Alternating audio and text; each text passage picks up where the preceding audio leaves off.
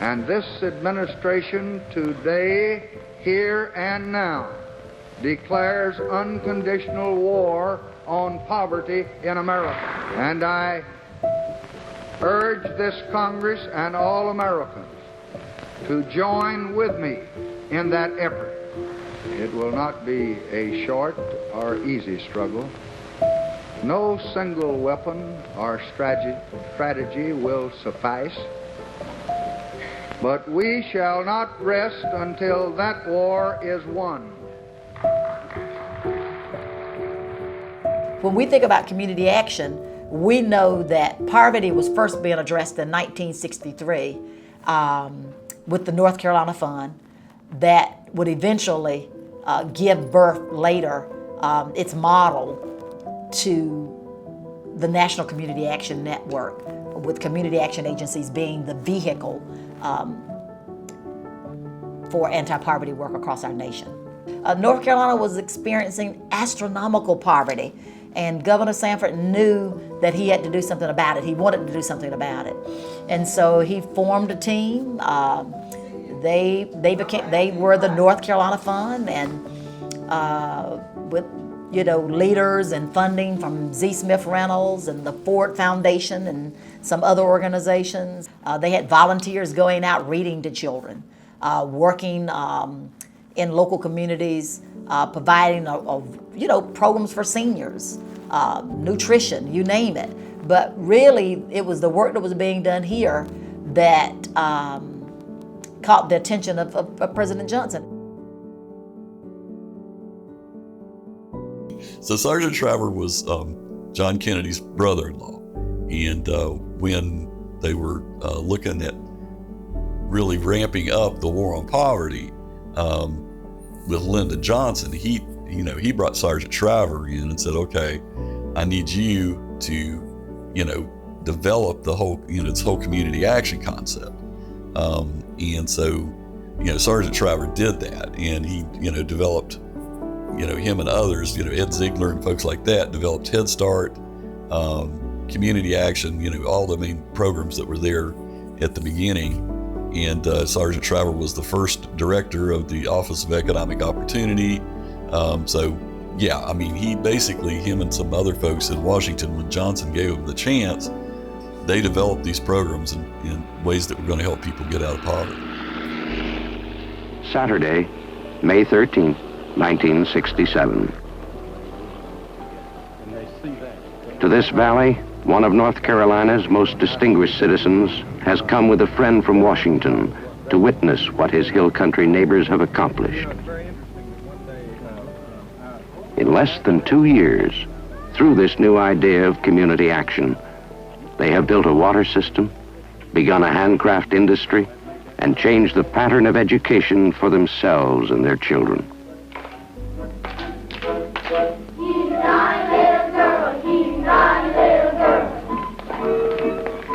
As is the custom when company comes, the children were presented first. They discovered that some of the dances were not native to the region, but all the children were. North Carolina's first Head Start graduates.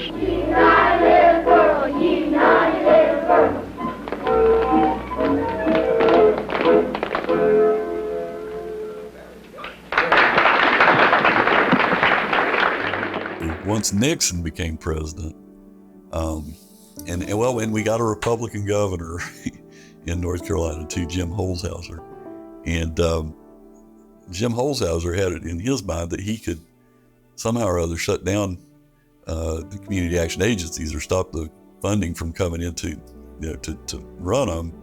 And John Leatherwood talked the North Carolina Community Action Association into suing Governor Holshouser, and it worked. They found out that no, they did not have any right in trying to shut down a direct federal to local program.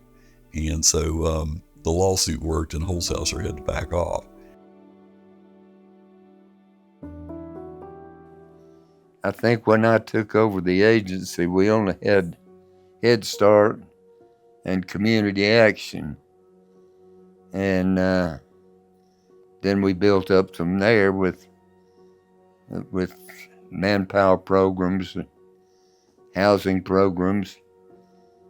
In fact, I went to Raleigh to rally around getting some of those programs as state president of the association, and they were wanting to fund the state and let the state go through whatever agency they wanted to. It didn't have to be a community action agency.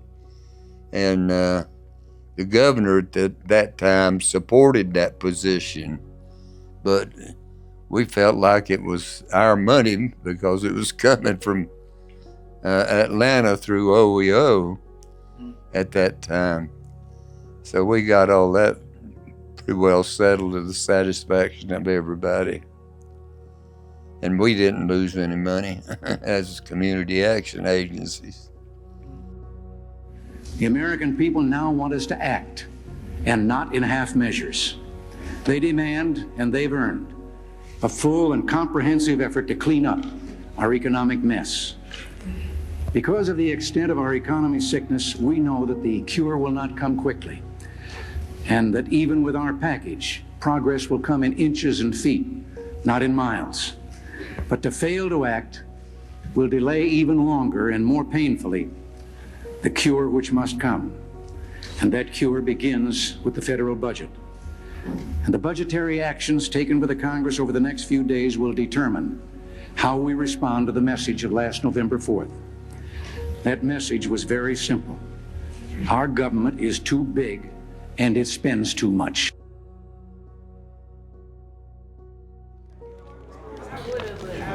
It's pretty strong thunder, isn't it? I have to fly out today. Yeah, that's what I'm saying. And welcoming David Bradley to the stage. Okay, here we go.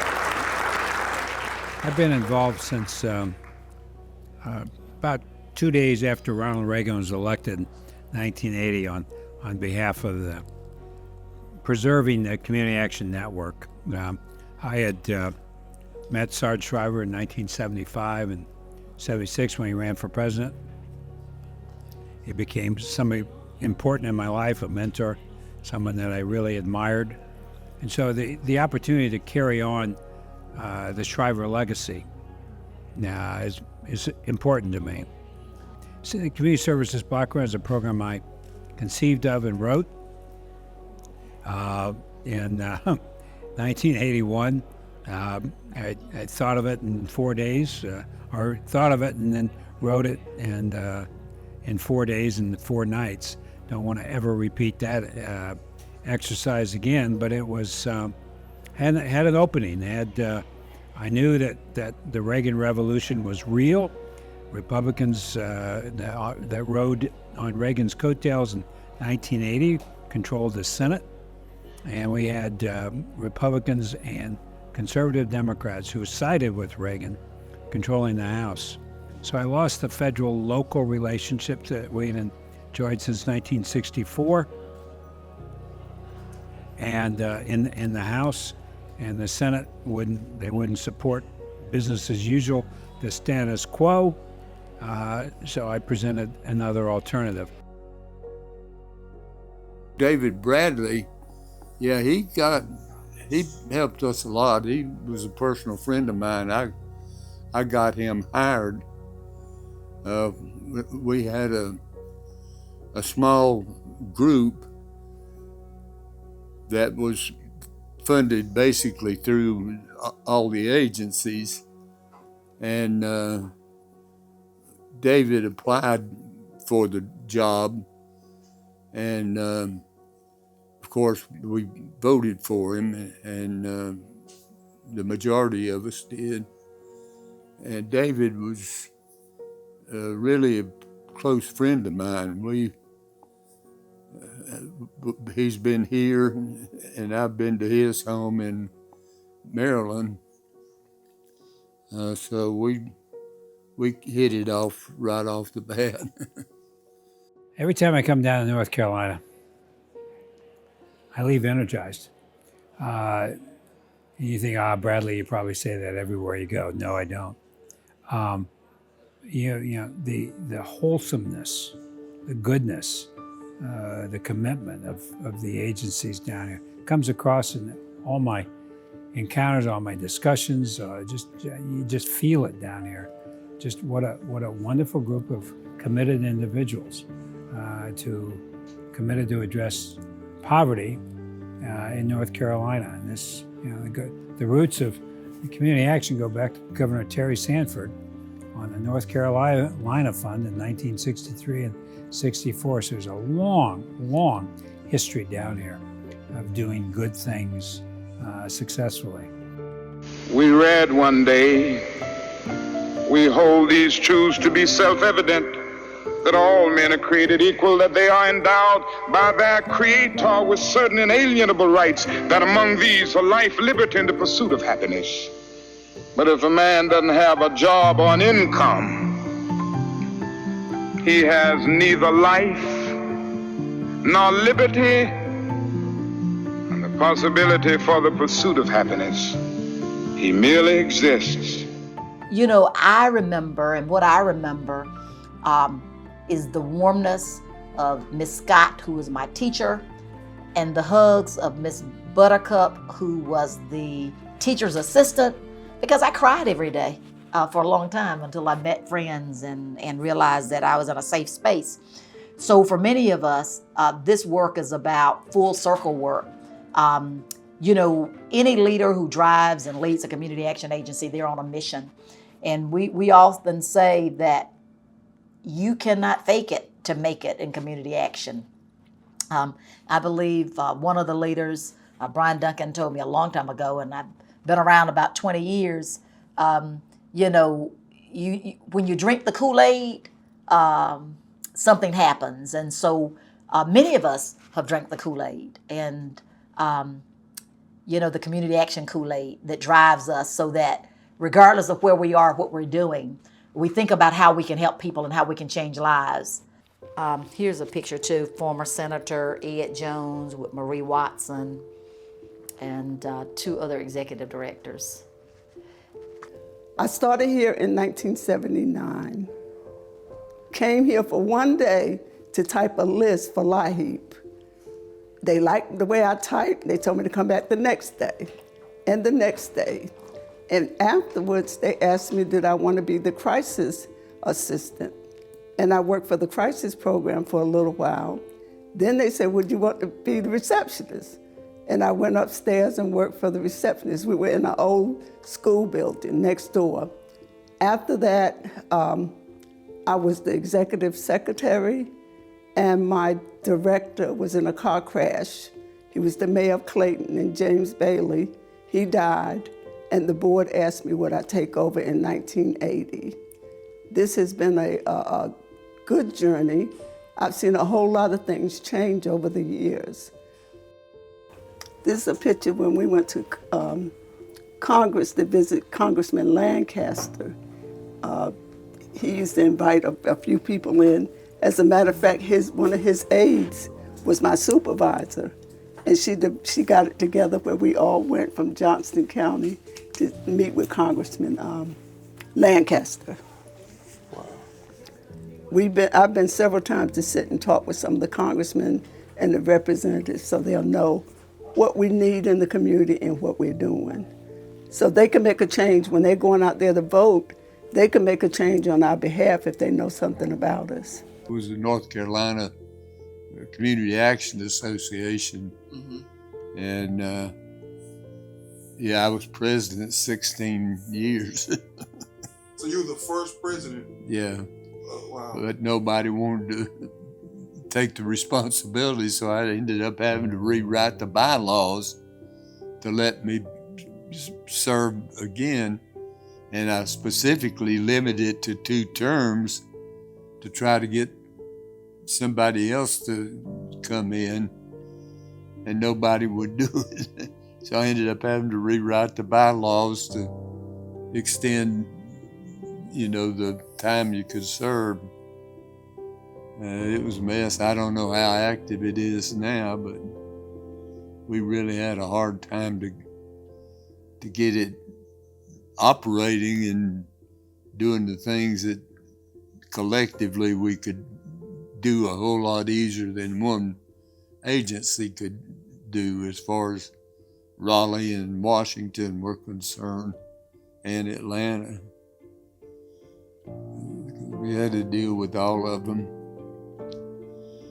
But we pretty much got what we asked for. I just loved it from day one. I mean, it was always helping people, whether it was helping people find a job, stay in a job, or helping people like getting the folks that go to the sheltered workshop, getting them there, getting Head Start kids to their center, getting older adults to meals, and getting older adults to the shopping and all that. So every day it was helping folks, and so I really enjoyed that. I did leave for a year and was the executive director of the local Council on Aging, again doing Meals on Wheels and congregate meal sites and things like that.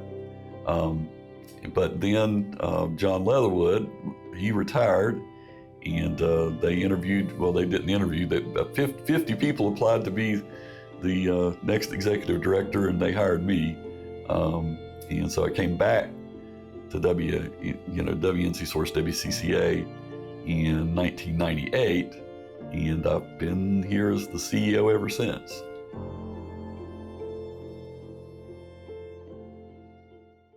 I've been leading eye care for the past 18 years, but have been in community action a total of 31 years. Ultimately, it's still about serving families and helping them to achieve their dreams and to reach self-sufficiency. I think we're the vehicle, I think, that is best suited in communities to help folks with their economic mobility. And I think that's one of the things that has been most rewarding to me, just to be able to see families grow and achieve the dreams that they have set for themselves, which ultimately leads them out of poverty. I applied for employment at Mountain Projects in 1990, took a job with the foster grandparent program, absolutely loved that job. Worked with seniors, learned so incredibly much from seniors. Applied, I guess, in a weaker moment, I always joke and say, to be the director late in 1997 and got the job in 1998. So community action is much more to me than just a job. It's a passion. Having lived in poverty, I understand the challenges, I understand the hardships that children sometimes go through because I was a Head Start child. And so it's always been a personal mission of mine to embody the spirit of hope in my little community. Well, that's what we've been trying to do in North Carolina, is to make it truly a place where the weak grow strong and the strong grow great. And that's what it's all been about.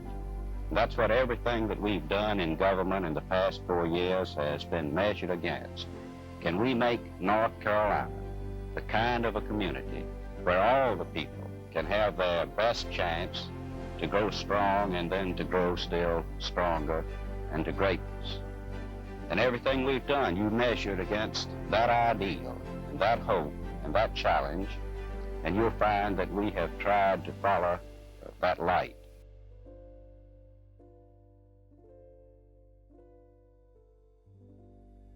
So first I want to say good morning. Good to see everybody. This is a great turnout, and so I'm really, really happy and really proud about that.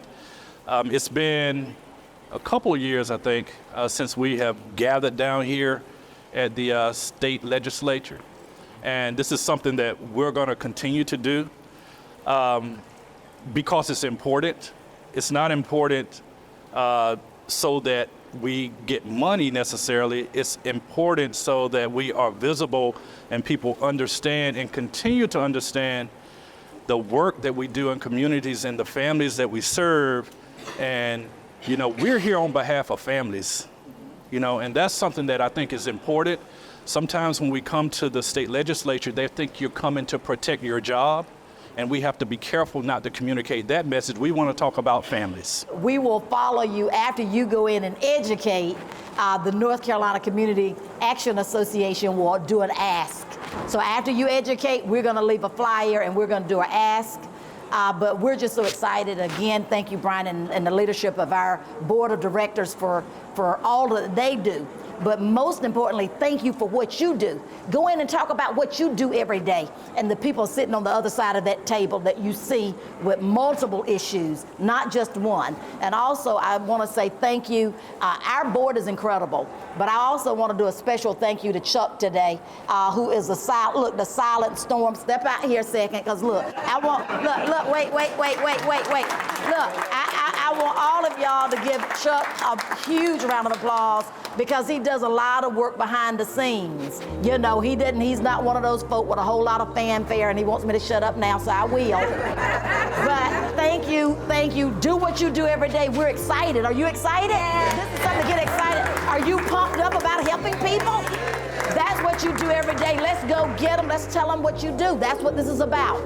We're family. Let's do it.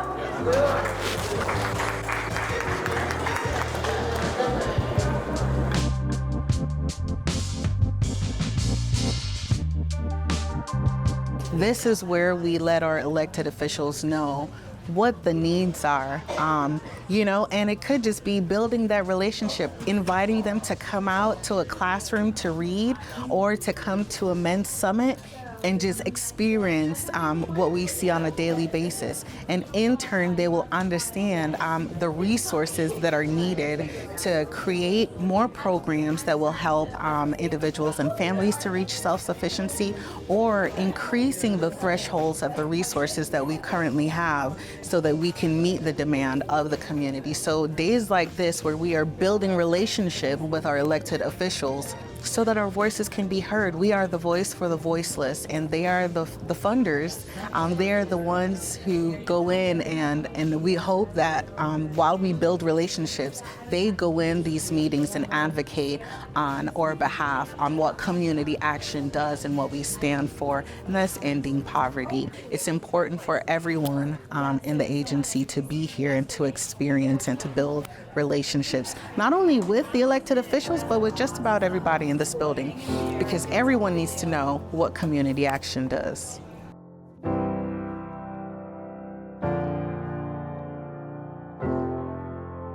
All right, right now, 60% of North Carolina public students, school students, qualify for free or reduced meals. And for some of those students, getting a good meal could help them stay in school. New at 5, CBS 17's Justin Moore shows us what one school is doing to keep students fed in the classroom.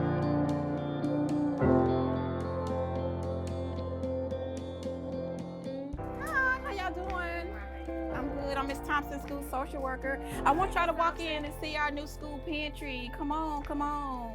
Yes, it looks so different. How you doing? Hey. If you're coming to school hungry, the last thing you're trying to think about is what's going on in math class. Alger B. Wilkins High School is also in an area where there's food desert. Food desert is simply an area where there's not access to fresh fruits, foods, vegetables, and also because the next grocery store could be 10 miles or more away. So that was one of the reasons, the major reasons, that we needed this food pantry. Growing up in rural South Carolina, my father, he couldn't read. Mother had an 8th grade education. And the only way that we made it is people like the schools here and other people assisting us in going up and gave me the opportunity to be here today.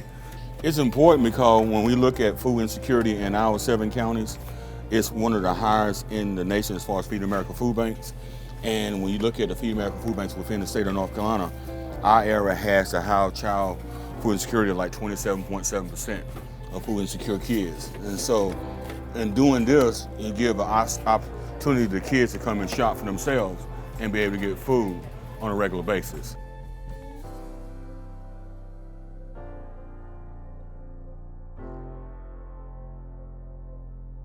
We want to make sure that our kids are taken care of, because that's very important to us at the Food Bank, Action Pathways, to make their lives even much more better as they go on. So we'd like to thank the school, Natasha, Elle has been a champion for this, We appreciate that, North Carolina Community Action Association.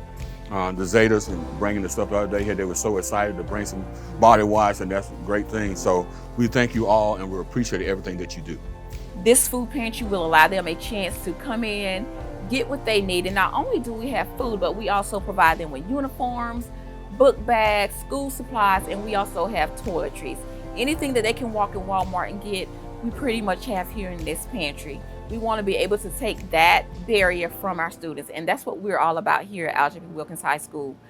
Eliminating barriers so that our students can have the best experience as far as getting their education, and that we get them graduated so they can be productive members in society.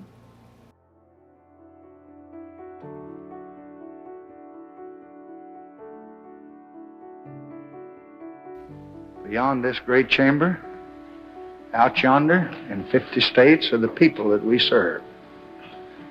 Who can tell what deep and unspoken hopes are in their hearts tonight as they sit there and listen? We all can guess from our own lives how difficult they often find their own pursuit of happiness. How many problems each little family has. They look most of all to themselves for their future. But I think that they also look to each of us.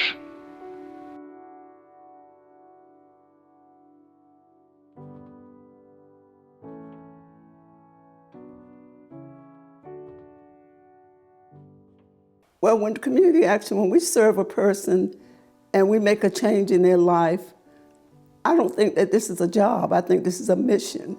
This is what we're supposed to be doing. And we have seen people that came to Head Start, and now they're lawyers, they're doctors. They're doing things with their lives to make a difference. And when you see a child that knows that he can go home and everything is all right, and we work with the parents, it makes a big difference. That's why we work and do this. When we know a home we go into and the floors are being put on the ground, or the roof is leaking, or the doors are just in bad shape, and we can go in and make a difference to that house, there's a difference when those people come out in their community and they want to do something also. We've gotten more letters from people thanking us for doing weatherization, thanking us for paying their light bill or paying their rent. When I see that on their face, that let me know what we're here for. We're not just here to make a lot of money, but we're here to make a change for the lives that we serve. It's amazing just to hear moving around in communities. You know, you may run into people that say, hey, my first job was with Community Action. You know, Community Action provided the foundation for me to achieve the things that I've achieved in life. And so this history is rich, and there are countless success stories I think people could draw from and point to their experience with community action across the country and how it truly changed their lives. Every day, families succeed. Every day, families achieve their success. And to lift up those stories and to celebrate is going to be an important moment in time, and a time to recommit ourselves in community action to continue that work forward. Community action is not a one and done. We're not a single solitary program. We truly look to put families at the center of our work, to put communities at the center of our work, and it gets messy. But there's nothing that community action can't do when we work together with our organizations, with our communities, and most importantly, with the families we serve. So we are looking forward to the 60th year. Thank you, North Carolina. Thank you to the National Community Action Network. Everything you do every day matters. And just we say thank you. Well, I think the issues we're addressing, childcare, housing, weatherization, all these things, and some of us run transportation programs. A lot of us do Section 8 rental assistance. Some of us do housing development. And I think, all the things that we're working on, programs for older adults. A lot of the community actions are doing that. those are the biggest issues in our society these days. I think if you talk to, I've been talking to county commissioners and mayors and stuff in this region, and yes, affordable housing, child care, and early childhood education, high quality early childhood education. These things are, the social determinants of health. If we're going to have people be healthy, if we're going to have our economy be healthy, these are the problems we need to be solving. And that's exactly what community action does. Anybody in this room, if you tell me in doing community work and making changes in community that you have never failed, I got a couple of things to tell you. Either one, you're not telling the truth, or you're working with the wrong folk. Because the hardest to serve, you're going to fail. And it's important that you understand that. That doesn't make you have any less power. In fact, it empowers you to understand we have to give convincing arguments to people to make them change. That's your job. And you're qualified to do that. But just know that you cannot take anyone's free will from them. Expect obstacles when you are setting people free. You're setting people free. And understand that there are external variables out there that want folk to stay captured. There's a whole lot of money to be made keeping people right where they are. So you've got to expect obstacles. The family's still feeling the weight of COVID-19. Got a little bit of relief this morning at a drive-through giveaway. It brought out hundreds of people to PNC Arena in Raleigh. CBS 17's Jamise Price is live in Raleigh, where volunteers are still working to help those families who are in a tight spot. Jamise. Liz, there were so many folks who were here trying to get through that volunteers had to create 2 lines. So you have 2 lines here, but there's still folks who are waiting to just get through and get their trunks loaded with those donations, really signifying the need here in our community. We definitely need a little extra help. And this is where hundreds of people found it, including this mom. A drive-through food and supply giveaway. Having crazy kids and toddlers, they go through a lot, so it's just nice to get that little bit of help. And this line indicates just how great the need is. There's a lot of people that lost their jobs. They can't pay their bills with the money that we receive from the federal government or the state. That's why the North Carolina Community Action Association stepped in with the help of donors in the community. Volunteers loaded trunks with diapers, blankets, food boxes, PPE, and other household supplies. When the pandemic hit all of us, we really didn't see it coming. Crossing ethnicity and social economic lines. Those that were making, 15 to $20 an hour, and all of a sudden, things come to a halt. Business is struggling. But organizers are hoping this event eases the load just a little bit. This is huge because it's a sigh of relief to let our community know, one, that we hear their voice and we are the action in community action. What's there to hold in the light of this moon? My mind keeps searching, but my heart decides. Thoughts can be cruel, they're not mine to own. The space unravels when you let go. What's yours, it ain't mine. That energy goes today. The feather in the fire will blow it home your way. Moon mother, open your arms. We know that people have lost their jobs. Hours have been cut. Kids are home from school, and that means that the light bill is costs a little bit more. Utilities, food costs, and all those things that impact the people that community action agencies serve. And not just that, but people who never really showed up at a community action agency, so the newly poor. So we just want to give a hand today. That's what community action agencies do. There are 34 agencies across the state of North Carolina, and they pivoted to be able to help families as they struggled to deal with COVID. That's what today's event is about.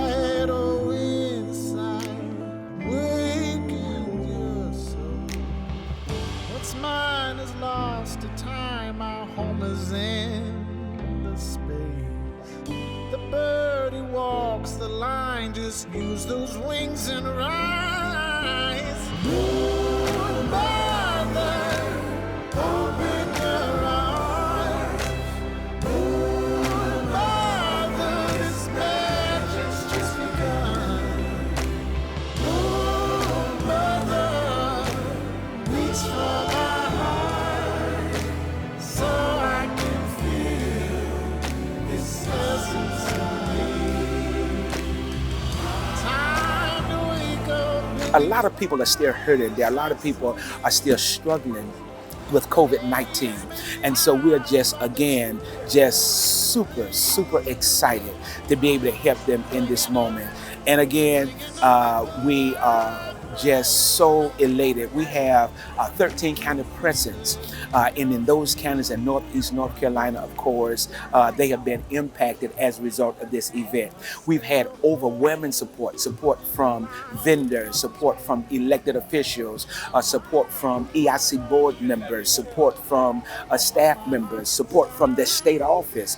And so again, we appreciate the moment to impact lives, the moment to revitalize our communities as we work in this community action space. Again, thank you so much. We appreciate all hands, we appreciate all hearts, because it takes all of us to be able to pull off an event as such.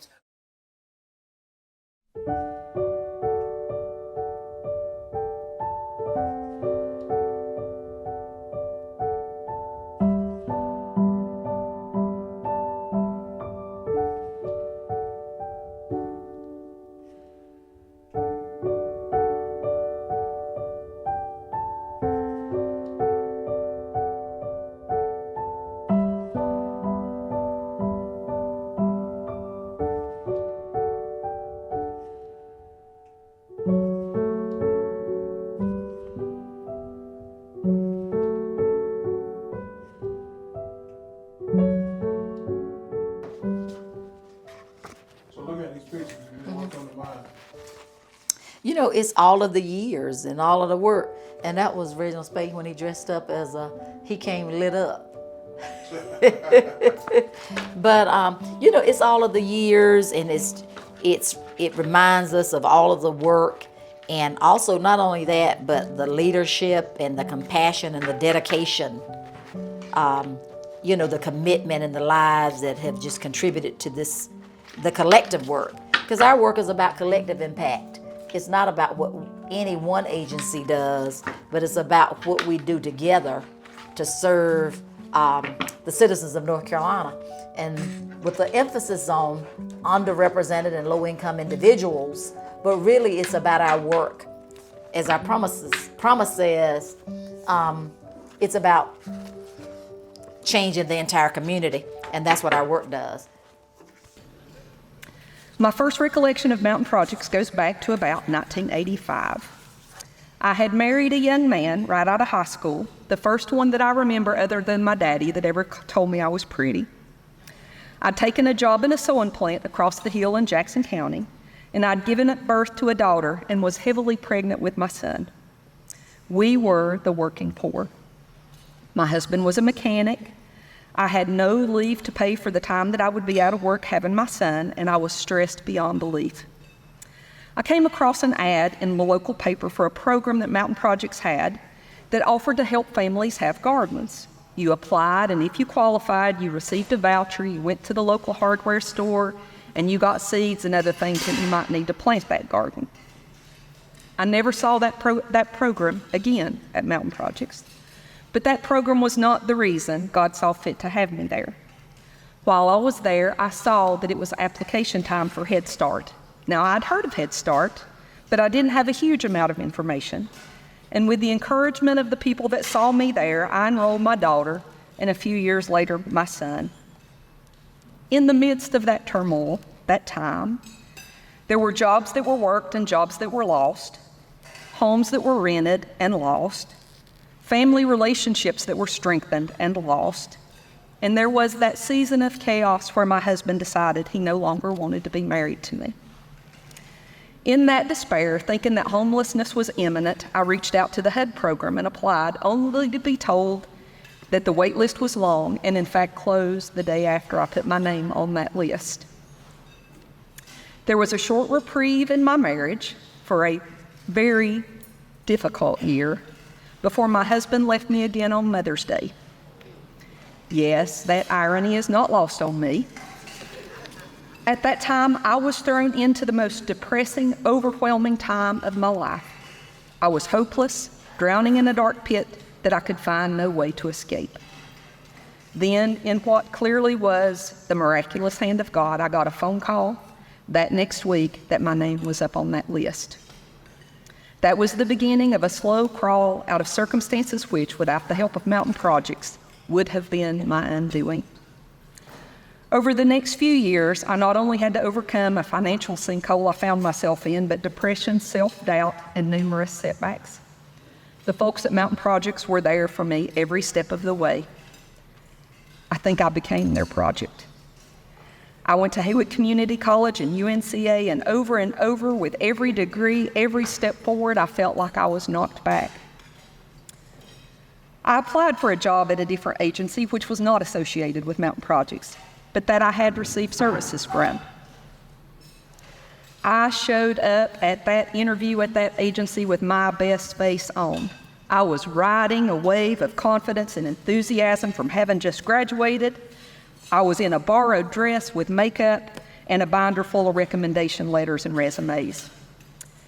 As I was standing in the elevator going up for that interview, an employee of that agency got on the elevator with me. She looked me up and down, asked what I was doing there, and told me that as a recipient of the services of that agency, I was clearly not qualified to work there. All of a sudden, that wave that I was riding in on became a puddle. I didn't get that job. I had all the education, but no relevant work experience, and that was the answer that I received over and over again. In that time, feeling unemployable, completely inept, my friends at Mountain Projects encouraged me to apply for a position as an AmeriCorps Vista. In that time, the folks at Head Start who had loved, held, and cared for my kids when I honestly just didn't have it in me became my encouragers. The staff in the HUD office became my cheerleaders.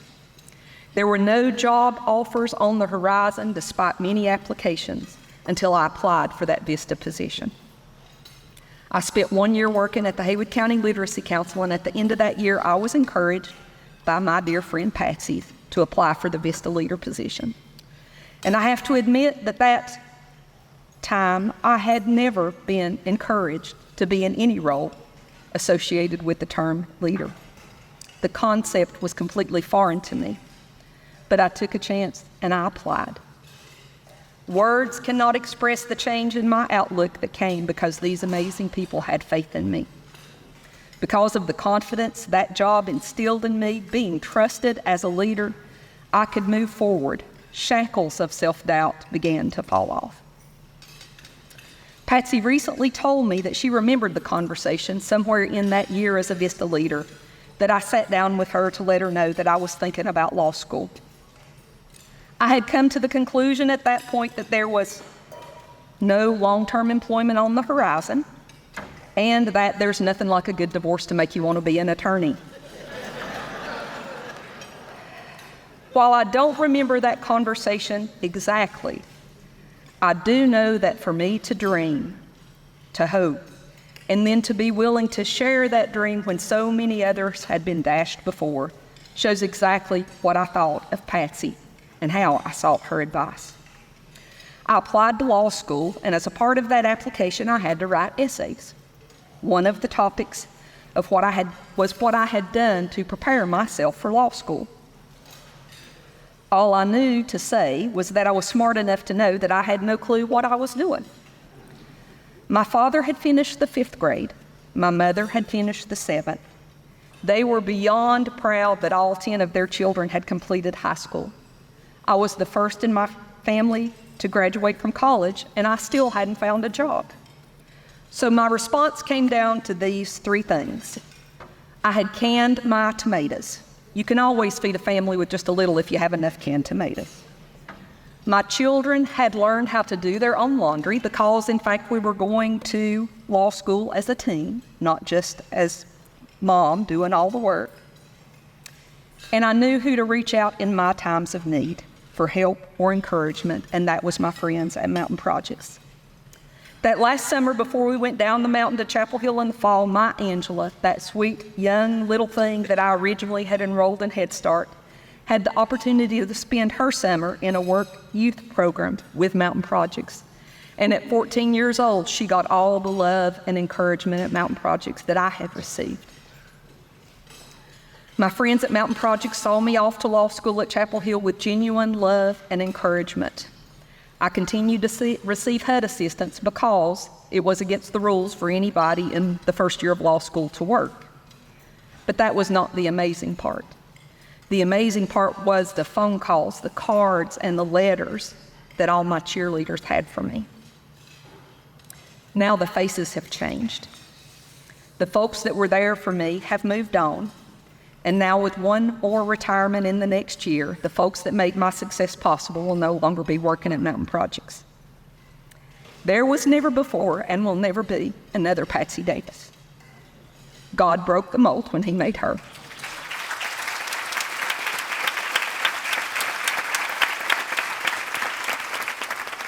And I believe, like my divine attachment to Mountain Projects, Patsy has had as her role at the helm of that agency her divine assignment.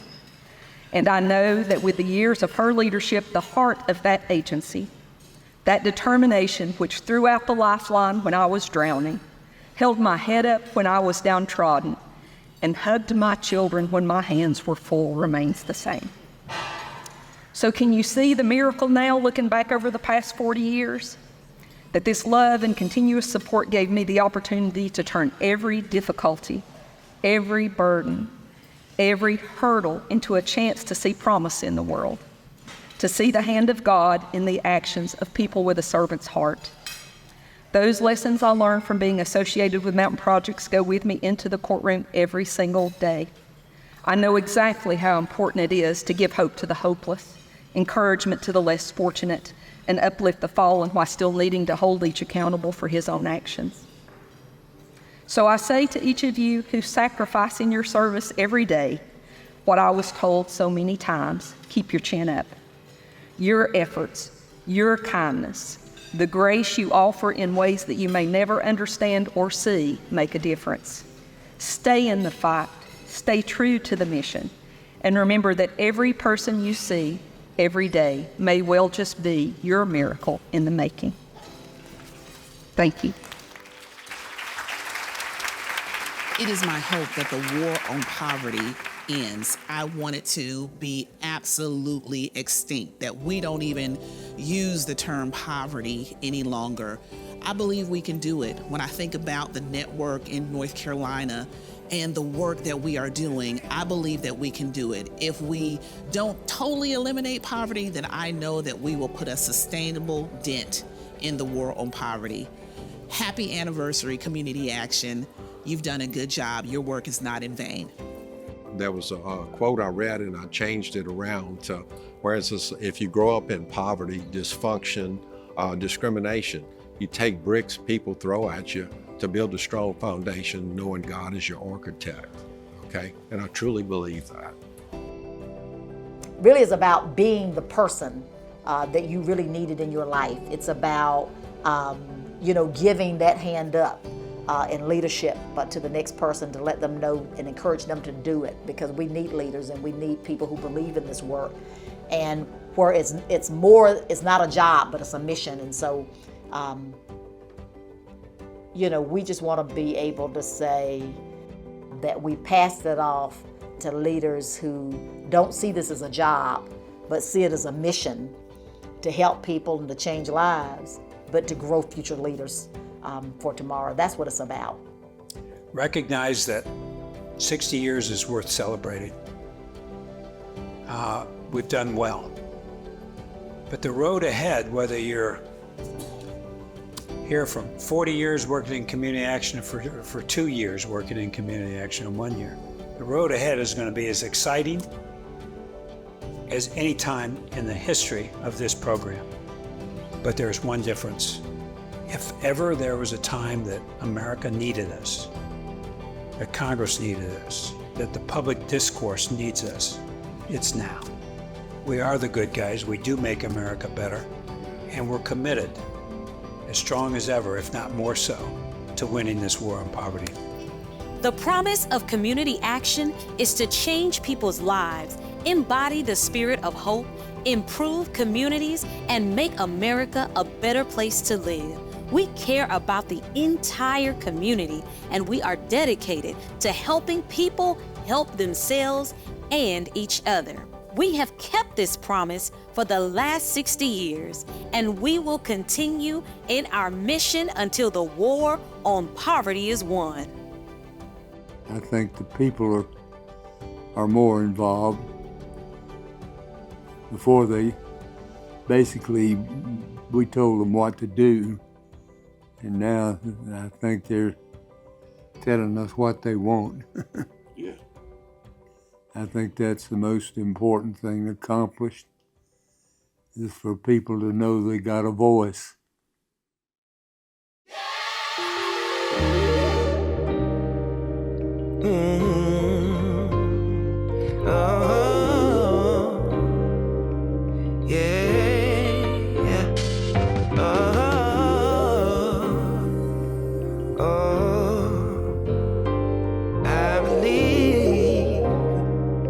One day,